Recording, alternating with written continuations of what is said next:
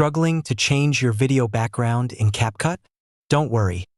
I'll show you how to replace or remove it in just a few simple steps. Step 1. Import your facecam video first. Import your facecam video onto the CapCut timeline.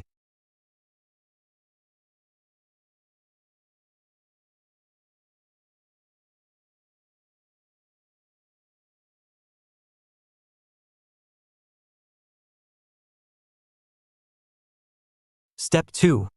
Remove background. Click on Remove BG, then checkmark Auto Removal.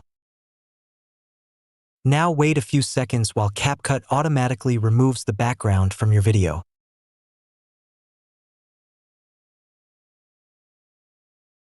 Step 3. Add a new background. Next, import any background photo or video that you want to use. This could be a studio setup, a landscape, or any creative background of your choice. Place the background layer below your main video layer in the timeline. Step 4. Adjust background and details. Now, adjust the background scale so it perfectly fits the full screen.